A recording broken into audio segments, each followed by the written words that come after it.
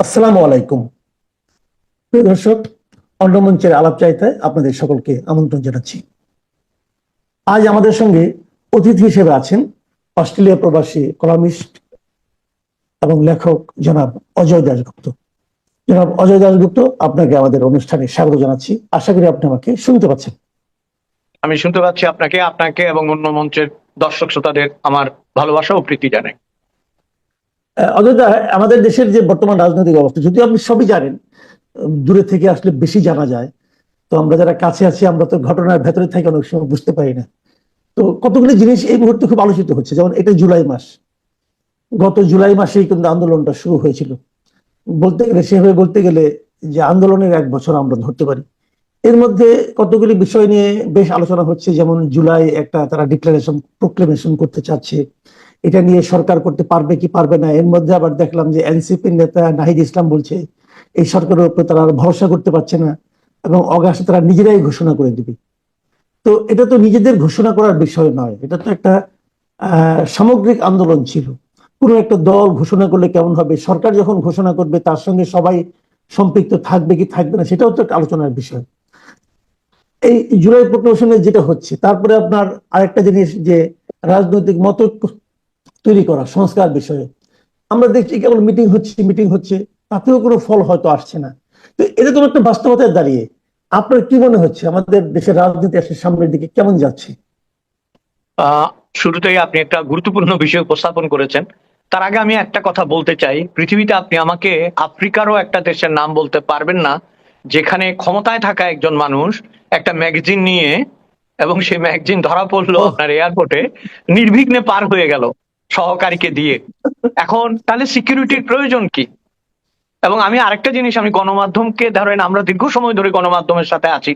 আপনি তোয়াব ভাইয়ের অধীনে কাজ করেছেন, আমি তোয়াব ভাইয়ের অধীনে লেখালেখি করেছি, বজলুর রহমানের অধীনে লিখেছি, আহমেদুল কবিরের অধীনে লিখেছি। তো আমরা এদের কাছ থেকে যেটা শিখেছিলাম যে সাংবাদিকতা নিষ্ঠা এবং নিয়ম, কেজি মোস্তফা, আমি যদি নামগুলি বলি, যে জি। একটা নিয়ম আছে। সন্তোষ দা কিংবা ধরেন যাদের কথাই বলি না কেন, একটা নিয়ম আছে, লেখাপড়া জানতে হয় মিনিমাম। আমাদের সাংবাদিকরা দেখলাম ম্যাগজিন এবং ম্যাগাজিনের তফাৎ বোঝে না। আমি প্রথম ভেবেছিলাম ও বোধহয় কোনো ম্যাগাজিন নিয়ে যাওয়ার সময় ধরা পড়েছে। পরে বুঝলাম it was a magazine, it's not magazine, right? এবং দেখেন, যেটা মুশকিল, যেটা আশ্চর্যের বিষয়, সেটা হচ্ছে এটা নিয়ে কেউ কোনো কথা বলছে না। এবং আপনি যেটা বললেন যে প্রোক্লেমেশন তো দূরের কথা, স্বরাষ্ট্র উপদেষ্টা বাচ্চা ছেলের মতো বলছে যে মোবাইল এবং কি যেন নিতে চশমা গিয়ে এটা না চশমা নিয়ে, চশমা। হ্যাঁ, চশমা, এটা না হ্যাঁ। নিতে গিয়ে এটা, এটা না নিতে গিয়ে এটা। এই জন্য আমি স্যাটায়ার করে বলেছি যে চাটগায় একটা কথা আছে, গুড়া খাওয়ার মতো আচার খন, মানে বাচ্চা ছেলের পেশাবে আচার খাওয়া। বুঝতে পেরেছেন? তো এটা তো অনেকটা তাই হয়ে গেল না? এটার তো একটা ডিক্লারেশন প্রয়োজন ছিল যে কেন এটা ঘটেছে এবং ভবিষ্যতে এটা ঘটবে না। এটা থেকে আপনি, তার যারা ফলোয়ার, তার যারা, তাকে যারা পীর মানে, তারা যে উৎসাহিত হবে না তার গ্যারান্টি আপনি কোথায় পেলেন? এবং আরেকটা জিনিস হচ্ছে, এটা তো নিশ্চিত হয়ে গেল যে নিয়ে যাওয়াও যেতে পারে, আবার ধরা পড়লে দিয়েও চলে যাওয়া যেতে পারে। তাকে তো জিজ্ঞাসাবাদও করা হলো না। তাহলে আপনি কোনো কিছু না। আইনের মুখোমুখি, হ্যাঁ, আইনের মুখোমুখি তো সবাইকে হতে হবে, তাই না? না, একটা জিনিস আপনি খেয়াল করেন, আপনি যে পয়েন্টগুলো ধরেছেন এগুলো না আমি নিজে কথা বলেছি। মানে একটা জিনিস হলো কি, উনি যখন ওনার প্রোটোকল অফিসারকে দিয়ে গেলেন, উনি তো সেটাও পারেন না। অস্ত্র জি। কিন্তু আপনার একান্ত ব্যক্তিগত, আপনি কাউকে দিয়ে যেতে পারবেন না, কারোর কাছে হস্তান্তর করতে পারবেন না। তো উনি, আর অস্ত্রটা কি, গুলিটাও কিন্তু অস্ত্রের পার্ট। হ্যাঁ। অবশ্যই। তো উনি যেটা পারেন না। আবার 2 নম্বর হলো, অস্ত্র আইনের নিয়মই আছে, যখন আপনি কোনো একটা অস্ত্র আপনার আপনার লাইসেন্স থাকবে, আপনি যখন দেশের বাইরে যাবেন তখন ওটাকে আপনার মালখানায় জমা দিয়ে যেতে হবে। যেতে হবে, এক্স্যাক্টলি। উনি এটা ঘরে রেখে গেছেন। মানে, এবং আপনি যে কথাটা বললেন খুব একটা গুরুত্বপূর্ণ কথা, কিন্তু যে একজন লোক স্বরাষ্ট্র মন্ত্রণালয়ের দায়িত্বপ্রাপ্ত ব্যক্তি, উনি আবার একজন লেফটেন্যান্ট জেনারেল ছিলেন, অবসরপ্রাপ্ত এখন। তো একজন লেফটেন্যান্ট জেনারেলের কথা আপনি শুনেন, মানে এটা একটু আপনার পিছনে, কেমন মনে হয়? একটু পিছনে যান, promoted by Sheikh Hasina as a general. এবং আপনার এই, এখন প্রশ্ন হচ্ছে তিনি প্রায় এগুলো বলছেন, এবং আমার কেন জি। জানি কি মনে হচ্ছে জানেন, এটা হচ্ছে জি। বালসুলভ চপলতা। এটারও একটা ক্যারিশমা আছে, কিন্তু উনি ওইটার ইয়েটা ভোগ করতেছেন, ওইটার আশীর্বাদটা উনি ভোগ করছেন। উনি, হি shows that he is innocent, but he knows, উনি জানেন আসলে। আমরা এই আলোচনা থেকে দূরে গিয়ে ওইখানে আসি, আপনি যেটা বলছিলেন যে জি। জুলাইয়ের জি। ইয়ে। জি প্লিজ। হ্যাঁ। দেখেন, জুলাইয়ের এগুলো কিছুই হবে না, হবে না। কারণ আপনার তো বেসমেন্টটা আগে দরকার না? আপনি একটা বাড়ি বানালে আগে তো ভিত্তিটা দরকার। কোন ভিত্তির উপর এই বিপ্লব হলো, কোন ভিত্তির উপর আসলেই বিপ্লব হয়েছে কিনা, এগুলিই যেখানে আপনি স্থির করতে পারছেন না, সেখানে প্রোক্লামেশন হলেও কি না হলেও কি।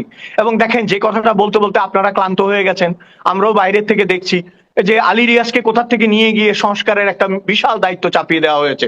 এখন হুম। হচ্ছে সংবিধানই থাকবে না, পুরো সংবিধানই না থাকার একটা সম্ভাবনা নাকি দেখা দিয়েছে। তাহলে আপনি কিসের প্রোক্লামেশন, কিসের উপর ভিত্তি করে আপনি কথা বলছেন? আমি প্রতিবারই আপনার সাথে কথা বললে যেটা বলি যে দেখেন, একটা গল্প আছে না আমাদের দেশে, যে এক ভদ্রলোক ব্যক্তিগত নিরাপত্তার জন্য কামান চেয়েছিল। তো জি। ওসি তাকে ডেকে বলছে যে আপনি কামান চাচ্ছেন কেন ভাই? কামান কেউ চায় ব্যক্তিগত নিরাপত্তার জন্য। হুম। বলছে গত বছর আমার ছেলের বিয়েতে 25 কেজি চিনি চেয়েছিলাম, আপনি কেটে হুম। দিয়েছেন 5 কেজি। তো আমি ভাবলাম যদি কামান চাই অ্যাটলিস্ট একটা পিস্তল পাবো, তাই না? এখন এখন প্রশ্ন হচ্ছে আপনার, এরা যে কি করছে, কিসের, আপনি আমাকে বলেন যে জুলাই স্মারকটা কিসের, কিসের এটা, মানে এটার ভিত্তিতে কি হবে? এরকম গণ অভ্যুত্থান পৃথিবীর বিভিন্ন দেশে হয়েছে কিন্তু। এবং আপনারা হুম। যাকে হুম। হটিয়েছেন, আমার কাছে বারবারই যেটা মনে হচ্ছে যে জিনিসটা আমরা আর দেখতে চাই না বলে এটাকে মনে মনে করা হয়েছিল যে এটা ঘটেছে, এবং এটাকে সমর্থন করেছে অনেকে। আমরাও অন্তর্গতভাবে চেয়েছি যে অচলায়তনের অবসান হোক, একনায়কতন্ত্রের অবসান হোক, কিন্তু আপনারা আবার সেই রূপেই ফিরে আসছেন। এবং এগুলো কি আপনার বলছে যে নতুন বাংলাদেশ, আপনি দেখেছেন নিশ্চয়ই, পরে বোধহয় দিবসটা বোধহয় না পালানোরও সিদ্ধান্ত হয়েছে। এরা তো নিকট মাঝখানে ইতিহাস, এরা তো মাঝখানে নিকট একটা ইতিহাসও জানে না। রাইট, মাঝখানে তারা একটা শব্দ খুব মানে একদম শুরুর দিকে আমরা শুনলাম যে নতুন রাজনৈতিক বন্দোবস্ত। এক বছরে কিন্তু আমি বুঝতে পারি নাই বন্দোবস্তটা কিসের, কিসের নতুন রাজনৈতিক বন্দোবস্ত। আচ্ছা, নতুন রাজনৈতিক বন্দোবস্ত, আমি ইতিহাসের ভালো ছাত্র ছিলাম। লর্ড কর্নওয়ালিসের চিরস্থায়ী বন্দোবস্তই টিকে নাই, ওইটার নাম ছিল চিরস্থায়ী বন্দোবস্ত। মানে চিরস্থায়ী বন্দোবস্ত জীবনের জন্য অ্যাবলিউশড হয়ে গেল, মানে অবসলিউট হয়ে গেছে। আর আপনি এই বন্দোবস্ত টিকবে? আপনার মাথা খারাপ। আর একটা কথা শুনেন, যে কথাটা আপনি বলেন এবং অনেকে জি বলে, জি জি জি বাংলাদেশে আওয়ামী লীগ হচ্ছে তৃণমূল পর্যায়ের একটা দল। আমরা জি। সমর্থন করি বা না করি, এই বাংলাদেশ নামটি, বাংলাদেশের মুক্তিযুদ্ধ এবং ইতিহাস আওয়ামী লীগের হাত ধরে বড় হয়েছে, জন্ম হয়েছে। আওয়ামী জি। লীগের যারা নিরীহ কর্মী আছে মাঠে গ্রামে গঞ্জে, আমি তো সবসময় একটা কথা বলি, এটা লিডারশিপটা ছিল অপদার্থ, যে কারণে জি আজকে এই পরিণতি ভোগ করতে হচ্ছে। কিন্তু জি। প্রতি গ্রামে প্রতি মহল্লায় দুইজন লোক আছে যে আওয়ামী লীগের জন্য প্রাণ দিতে পারে, যেটা আর কোনো দলের নাই, বুঝছেন? রাইট। হুম তাহলে হুম হুম এই হুম। দলটাকে, মানে আপনার রিকনসিলিয়েশনের কথা বলছে, জামাতের সাথে রিকনসিলিয়েশন করা হয় নাই বলে আস্ফালন করছে, খেদ করছে, দুঃখ করছে, কিন্তু আওয়ামী লীগের সাথে রিকনসিলিয়েশনের কথা বলছে না। আরে আওয়ামী লীগের নেতৃত্বকে বাদ দিয়েই তো রিকনসিলিয়েশন করতে হবে, তাই না? রাইট পুরনো রাইট। নেতৃত্ব যে পাপ আপনি গ্রামে গঞ্জে ওয়ার্ডের যারা আওয়ামী লীগ, যুবলীগ, ছাত্রলীগ, মাত্রলীগ এগুলি করে, ওরা তো 10 টাকা কামাইছে হয়তো, কিন্তু তাকে আপনি টার্গেট করছেন কেন? আপনি তো আসল লোকদের একজনকেও টার্গেট করতে পারেন নাই। আসাদুজ্জামান খান কামালও নাই, ওবায়দুল কাদেরও নাই, কেউ নাই। আপনি ধরেছেন কাদেরকে? একেবারে নিরীহ প্রান্তিক মানুষজনকে। এখানে একটা কথা ভুলে যাওয়ার আগে বলি, আপনি প্রোক্লেমেশন দিয়ে কি করবেন যে দেশে একজন নারীকে ধর্ষণ করে তার ভিডিও প্রচার করে দেওয়া হয়? আপনি খেয়াল করেন কিন্তু খুব এবং এই সেটা ঘটনাগুলো। আপনার ওইটা কিন্তু মেইন স্ট্রিম মিডিয়াতে প্রচার হয়েছে। নয়া জি দেখেন তো তাদের এক্সক্লুসিভ হিসেবে এটা প্রচার করেছে একটা মেইন স্ট্রিম জি, মিডিয়া, সেই মিডিয়া নিয়ে কেউ কিছু বললো না। ওই একদম। মিডিয়া তো পরে থেকে বন্ধ হয়ে যাওয়া উচিত ছিল। এবং আপনার এটা তো অনৈতিক, এবং Right. সাংবাদিকতা যে কোনো আইনের পরিপন্থী এটা, তাই না? আপনি জি তো ভিকটিমকে ওইভাবে ফোকাস করতে পারেন না।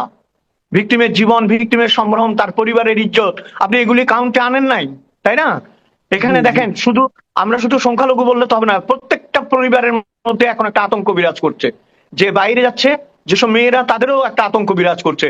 এবং আপনি প্রোক্লেমেশনের কথা বলছেন, ওইটা দিয়ে আমার কি হবে যদি আপনি এটা ঠিক করতে না পারেন?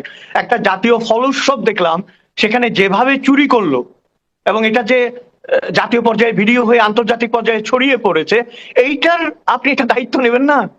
আপনি সামান্য ফল সংরক্ষণ করতে পারছেন না, আর ফলাফল সংরক্ষণ করবেন কি করে? ফলই তো রাখতে পারছেন না, তাই না? এগুলো এগুলো কিন্তু মারাত্মক পর্যায়ে চলে গেছে আপনার। মানে এখন সবকিছু দেখে মনে হচ্ছে কি যে তারা এত বড় একটা দায়িত্ব পেয়েছে, কিন্তু তাদের আচার আচরণ কাজকর্ম কথাবার্তা মানে মনে হচ্ছে নন সিরিয়াস টাইপের।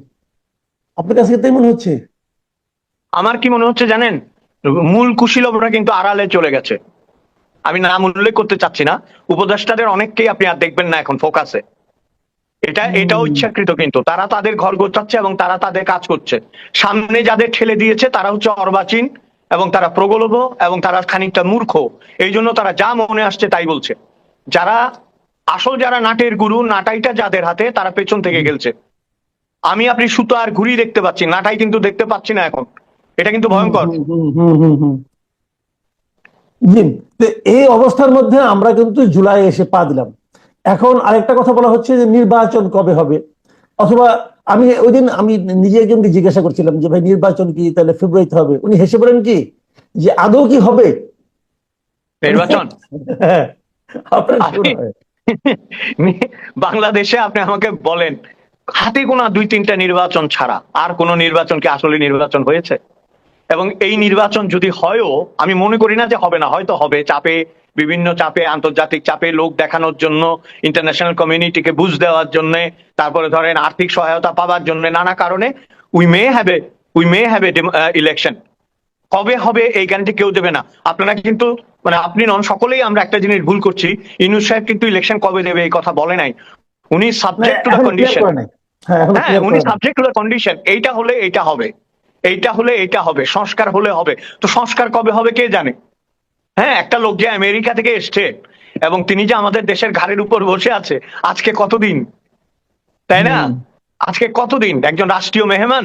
ইংরেজিতে একটা কথা আছে, every guest after 3 days smell like fish. মাছের মতো গন্ধ ছড়ায় 3-4 দিন পরে। তো আমাদের এই অতিথি, এই মেহমান তো যাচ্ছে না ভাই। ঠিক আছে, এখন আমরা এই জায়গা থেকে কি করে উত্তরণ পাবো? এবং সোজা কথা কি জানেন, একটু কাজের কথায় আসি। দেখেন, হিউমার তো করছি আমরা, একটা কাজের কথা বলি। জাতীয় ঐকমত্য করতে হলে বাংলাদেশে অনেকগুলি ফ্যাক্টরকে মিনিমাইজ করতে হবে, এটা আমরা সবাই জানি। অনেকগুলি ফ্যাক্টরকে মিনিমাইজ করতে হবে। সেই ফ্যাক্টরগুলো মিনিমাইজ না করে আওয়ামী লীগের মতো একটা শক্তিশালী দল, জাতীয় পার্টির মতো একটা অর্ধভঙ্গুর দল, তারপর আরো কিছু দল আছে, এদেরকে বাদ দিয়ে আপনি একতরফা যেটাই করবেন সেটা আবারও প্রশ্নের সম্মুখীন হবে। আমি কিন্তু আওয়ামী লীগের পক্ষে বলছি না, আওয়ামী লীগের ওই নেতৃত্বকে আমি পছন্দ করি না এবং ফিরে আসুক এটাও আমি চাচ্ছি না।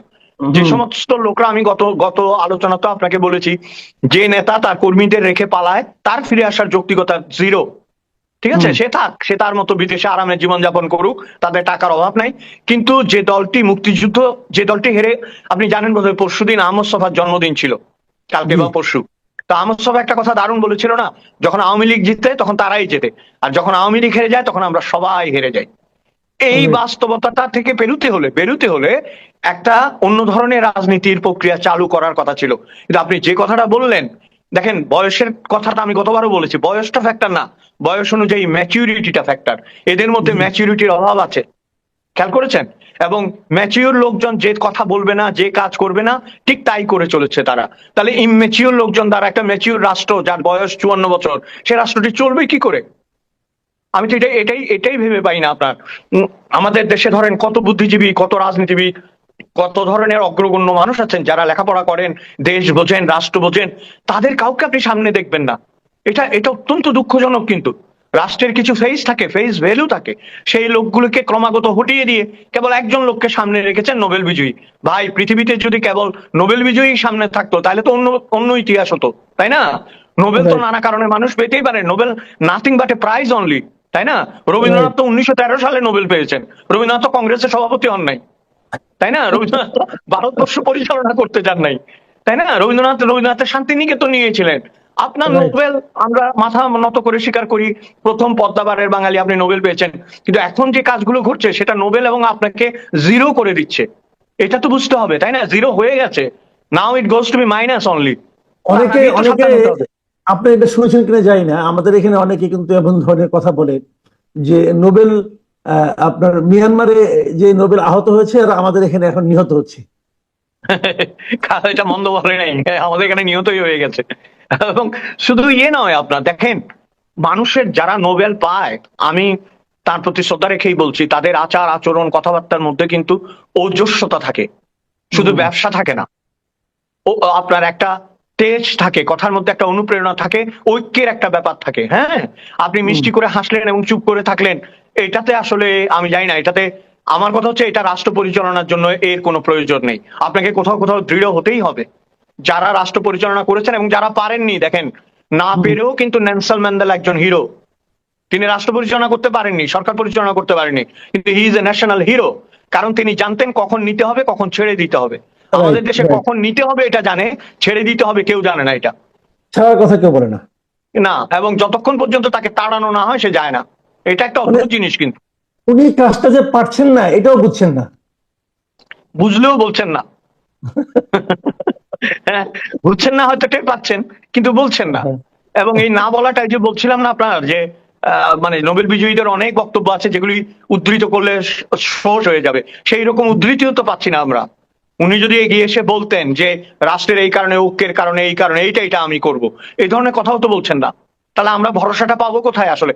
আমি একটা কথা আপনাকে বলতে চাই, আমাদের তো সময় সংক্ষিপ্ত, আমি একটা কথা বলতে চাই যে আমরা পজিটিভ একদম শেষ বাংলাদেশ, পর্যায়ে চলে আসছি। হ্যাঁ, আমরা দ্য একদম শেষ পজিটিভ পর্যায়ে, হ্যাঁ। Bangladesh is too much needed now. আমি কাদের জন্য ভাবি জানেন? আমাদের জীবন কিন্তু আমরা যাপন করে ফেলেছি, জি, আমাদের জীবন আমরা যাপন করেছি, আমরা অনেক ইতিহাসের সাক্ষী, আমরা ৭৫-এর সাক্ষী, আমরা আপনার নানা ধরনের অগণতান্ত্রিকতার বিরুদ্ধে ঐক্যের সাক্ষী, বাংলাদেশের উন্নতির সাক্ষী, বাংলাদেশের ক্রিকেটের সাক্ষী, অনেক কিছু সাক্ষী আমরা। যে বাচ্চাগুলো এখন বড় হচ্ছে তাদের কথা ভাবতে হবে। তারা কিশোর গ্যাং দেখছে, তারা মব দেখছে, তারা লুটপাট দেখছে, তারা দেখছে অস্ত্র নিয়ে বিমানবন্দর দিয়ে পার হয়ে যাওয়া যায়, তারা কোনো ঐক্য দেখছে না, আশা দেখছে না, ভবিষ্যৎ দেখছে না, চাকরি দেখছে না। এই ধরনের একটা বাংলাদেশের জন্য আপনি জুলাই বিপ্লব করেছিলেন। যে বিপ্লবী আপনি করেন, আপনি মানুষকে তো একটা ডেস্টিনেশন, একটা পথ, একটা গন্তব্যের কথা বলবেন। আপনি খেয়াল করেন গত 6 মাস অর্থনীতির কোনো খবর নেই, গত 6 মাস বিজ্ঞান প্রযুক্তির কোনো খবর নেই, গত 6 মাস 1 বছর আপনি কোনো শান্তি শৃঙ্খলা শিক্ষার খবর নেই। আপনি শুধু একে হটাবো, ওকে হটাবো, আমার এই সংস্কার, আমার এটা। This is not the way Bangladesh. আমার মনে হয় না বাংলাদেশ এটা ডিজার্ভ করে। বাংলাদেশের মেহনতি মানুষ, শিক্ষিত মানুষ, অর্ধশিক্ষিত মানুষ, গরিব মানুষ, দরিদ্র মানুষ, এরা এটা ডিজার্ভ করে না। এদেরও ভালো থাকার অধিকার আছে, এবং ভালো থাকার অধিকারের জন্যই মুক্তিযুদ্ধ হয়েছিল। এখন শেষ করার আগে যেটা বলতে চাই, যারা মুক্তিযুদ্ধই স্বীকার করে না, তারা মুক্তিযুদ্ধের বাংলাদেশকে ভালোবাসবে কি করে, এগিয়ে নেবেই বা কি করে? অনেক ধন্যবাদ, অনেক ধন্যবাদ জনাব অজয় দাশগুপ্ত। আপনি একটু মানে আবেগপ্রবণই হয়ে গেছেন শেষ দিকে, কিন্তু যারা বিদেশে থাকেন তাদের পক্ষে এটা আসলে ফিল করা সম্ভব। আমরা এগুলো দেখে দেখে এতটাই আমরা হয়ে গেছি, হতাশ হয়ে গেছি, যে এগুলো আসলে মানে কি বলবো আর। খুবই দুঃখজনক, আমাদের অনেক কিছু দেখতে হচ্ছে। তারপরেও আমরা তো আশা করতেই পারি আগামী দিনগুলো ভালো হোক, সে প্রত্যাশা করি। আপনার সঙ্গে আগামীতে আবারও মিলিত হওয়ার ইচ্ছা রাখি। ভালো থাকবেন আপনি। ধন্যবাদ প্রিয় দর্শক, আপনাকে। আপনারা ভালো থাকবেন। এখন এই পর্যন্তই। আল্লাহ হাফেজ।